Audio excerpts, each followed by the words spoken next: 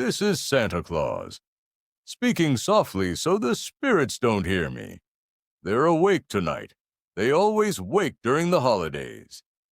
You've found Dairyland Frights, and John is about to guide you through allegedly true Christmas hauntings from around the world.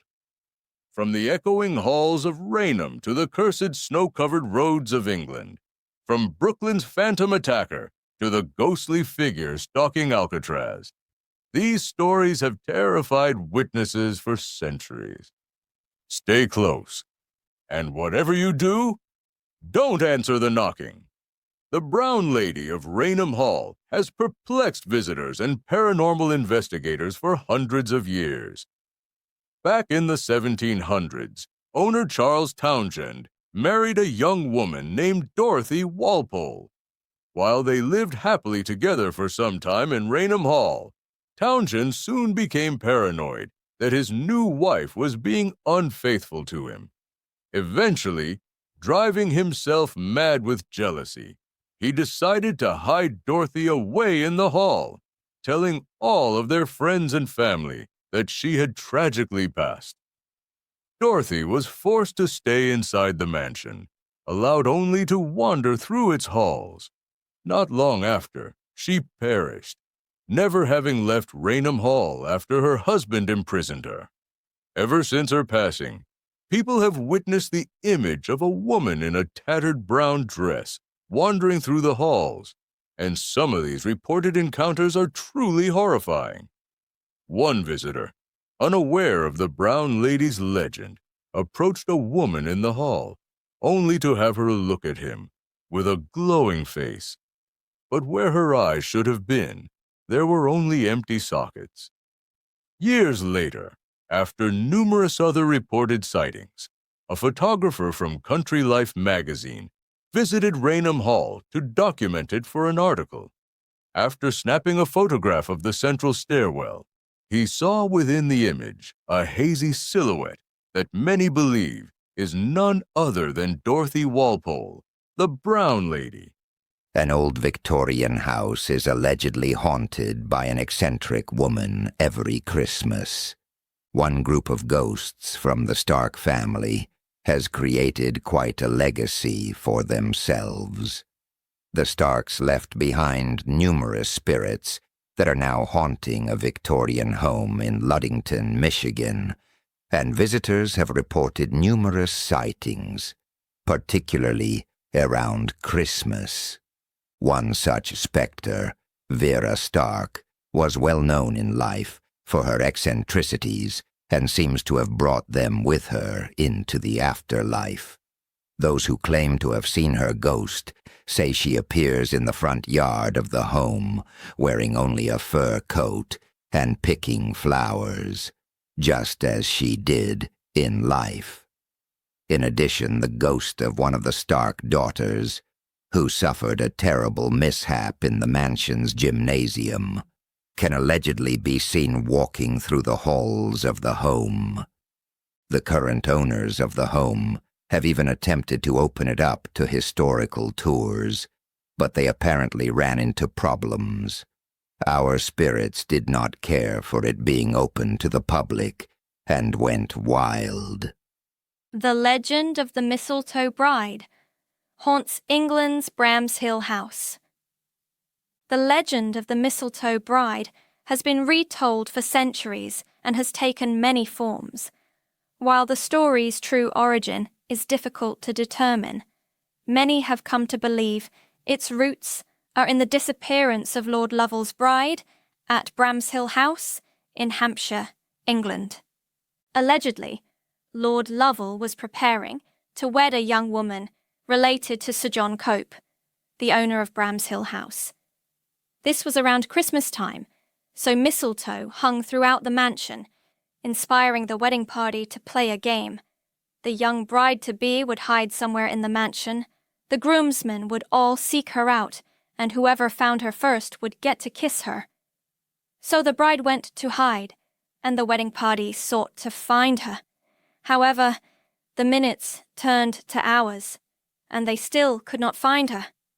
Eventually, the game turned terribly serious, as no matter where they looked, she remained missing. Not until 50 years later did Lord Lovell, still seeking answers to his bride's disappearance, happen upon a secret closet in an upstairs room of Bramshill House. Inside, he found a wooden chest sealed shut with a lock. Upon opening the chest, he found the nearly unrecognizable remains of his bride. Alleged phantoms plagued a Brooklyn home during Christmastime. A few weeks before Christmas in 1878, Edward F. Smith was at his home in Brooklyn, NY, when the doorbell rang. He answered the door, but there was no one there. This soon became a nightly occurrence. The doorbell would ring only for Smith to find no one outside and no signs that anyone had been there at all. Growing frustrated, Smith sprinkled ash and flour along the path to the door, expecting to find footprints left behind, but the substances were undisturbed, and the noises continued. No matter where he and his family stood around the house, the noises remained unidentifiable. Smith and his family were growing more concerned, as the doorbell ringing turned to aggressive banging on the doors. Eventually, they contacted the police. The ringing and banging continued, and still no one was able to identify its source. One night, a brick suddenly flew through the window from outside, even though police officers were standing nearby and saw no one. Although they investigated the home for some time, police were unable to identify the cause of the disturbances. Smith and those who witnessed the strange occurrences ultimately concluded they must be paranormal in nature. A headless horseman allegedly haunts Roos Hall every December. Roos Hall, a mysterious mansion in the English countryside, is rumored to be one of the most haunted places in England. Located just outside the small town of Beccles in the county of Suffolk, the mansion has accumulated plenty of ghost stories ever since it was first built in the 16th century. One of the most horrifying stories is that of the headless horseman. Many people may be familiar with this legend, but at Roos Hall, it takes on a life of its own. Numerous visitors to Roos Hall have reported a man on a horse riding toward them on the road, only to discover that he has no head. Allegedly, on Christmas Eve, the headless man is often seen clattering down the driveway with his phantom coach and 4 horses. And this is only the beginning of Roos Hall's ghostly existence. Other rumors claim that there are strange markings inside the hall, known as devil's footprints, and some have even reported seeing a girl watching them from the windows. The ghost of Sir Geoffrey de Mandeville and his headless dog roam the streets on Christmas Eve. The story of Sir Geoffrey de Mandeville is brimming with political betrayals. He held the title of Earl of Essex and was a prestigious European landowner during the 11th century. Because of his title, he had great influence over royal politics at the time. However, when a debate emerged regarding the rightful heir to the throne, he chose the losing side and was promptly stripped of many of his assets and excommunicated from the church. During his excommunication, Sir Geoffrey was slain on the battlefield, but because of his exile, he was not allowed a proper Christian interment, which many believe left his spirit trapped within the earthly realm.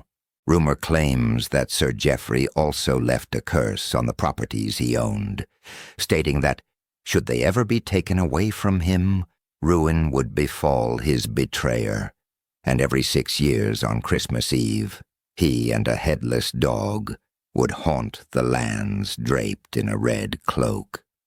Ever since his demise, people who have visited the properties he once owned, particularly the Pimsbrook Bridge in East Barnet, have reported hearing strange sounds and witnessing the hazy image of a headless dog breaking through the fog, accompanied by a knight in full armor and a red cloak. A ghost supposedly disrupted a Christmas party at Alcatraz. Alcatraz, the isolated penitentiary located in the middle of California's San Francisco Bay, closed down in 1963. But tales of those who were once held on the island continue to haunt generations of onlookers and visitors. Often referred to as the Rock, Alcatraz has gained a reputation for unexplainable and shocking ghost encounters, and one of the most notable was recounted during Christmas. Back in the 1940s, while the facility was still in operation, the warden at the time, Warden Johnston, decided to throw a small Christmas party at his boarding house on the island. During the gathering, a few of the guards began retelling the story of a phantom figure who appeared before them, wearing a gray suit, brimmed cap, and sporting mutton chop sideburns. All the guards could do was stare at the ghostly figure in shock, and before they had a chance to move, the room suddenly turned very cold, and the fire in the Ben Franklin stove was extinguished. And just as suddenly as he had appeared, the phantom man vanished. A Christmas ghost is said to haunt Bastion Square in Victoria, British Columbia. On December 25, 1890, a disturbing story appeared on the front page of a Victoria newspaper, the Daily Colonist. Just as the clock was striking midnight, ushering in the joyous Christmas day, a misdeed as dark, cowardly, and mysterious as ever disfigured the history of this province was perpetuated. The target, who went by the name David Fee, was only 21 years old, and had been walking to meet his parents for evening mass at the nearby church after attending a costume party. Dressed up in a white clown costume, Fee had just arrived at the corner where the cathedral sat, when a man burst out from the shadows and aimed a double-barreled shotgun directly at him. The man simply said, "You challenged me." Before Fee could speak, the man fired, and Fee perished within moments. Apparently, the man had confused Fee for another man. Ever since that tragic night, Fee's ghost is rumored to roam the streets outside the cathedral as well as his gravesite. A slain highwayman supposedly reappears each Christmas Eve. In England, one particularly twisted ghost story harkens back to a tragic event that occurred one Christmas Eve in the late 18th century. According to legend, there was once a fearsome highwayman, known only as Gilbert, who would wander up and down one of the town's main roads. One evening, the night before Christmas, a man and his daughter were traveling in a horse-drawn coach when Gilbert apprehended them. The daughter was able to exit the coach, but before her father could disembark, the horses became startled and bolted down the road with the man and his coachman in tow. The two men struggled to get the horses back under control so they could go back and find the man's daughter, who had been left behind with Gilbert. However, when they arrived back at the scene, she was nowhere to be found. Instead, they saw Gilbert hunched over on the ground with a dagger in his side. Rumor claims that once the coach took off down the road, Gilbert revealed to the girl that he was the one who took her brother's life some time before. Thrown into a rage by the revelation, she stabbed him and fled the scene. Local legends say that Gilbert was buried by the side of the road, and every Christmas Eve he can be seen wandering the same road, waiting for the coach with the man and his daughter to pass by again. Anne Boleyn is said to return to her childhood home every Christmas Eve. Hever Castle, which is nestled deep in the British countryside of Kent, was once home to the Boleyn family. Anne Boleyn, the most well-known member of the family, lived the early part of her life there before she married King Henry VIII. Within a few short years of her marriage, however, Anne was targeted by dissent and gossip within the castle, accusing her of everything from witchcraft to adultery. Eventually, her husband formally accused her of these charges, and she was ultimately executed. Whether she suffers from heartbreak or homesickness, Anne Boleyn's spirit is said to haunt the halls of her childhood home, Hever Castle. However, she allegedly only appears on one day of the year, Christmas Eve. Rumors persist that her somber specter is seen drifting silently over the picturesque bridge that spans the River Eden in the grounds of the home where she knew much happiness. Raucous revelers are said to ring in the season at the Crescent Hotel. The Crescent Hotel is by far one of the most notoriously haunted hotels in the U.S.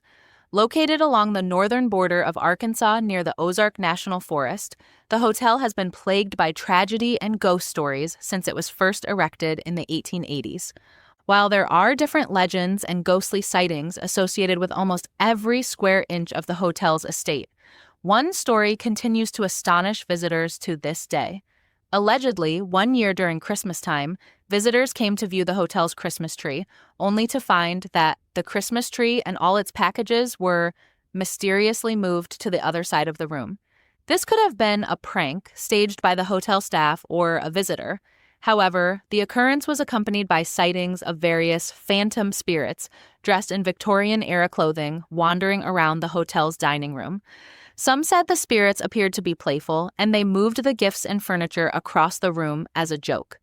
This was seemingly confirmed when the hotel staff reportedly returned the next day, only to find that everything was back exactly where it was supposed to be. A spectral socialite is said to sing Christmas carols at the Hotel Bethlehem. Hotel Bethlehem, located in Bethlehem, Pennsylvania, is home to a number of chilling ghost stories, not the least of which centers around a young girl named Mary Yohe. Born in 1866, Mary, or May, was raised on the stage, inspiring within her a love for singing and performing from a young age. Her talent gained her much attention, and eventually she found herself performing with great success on stages in Paris and throughout Europe. She even caught the attention of a wealthy lord, who quickly married her and made her a member of the British aristocracy. Tragically, her success led her down a dangerous path. Her marriage fell apart after the lord who swept her off her feet went bankrupt, and she went on to marry an American soldier who robbed her of much of her wealth. At the time of her eventual passing, reports claimed that she recalled her years in Bethlehem as the best of her life.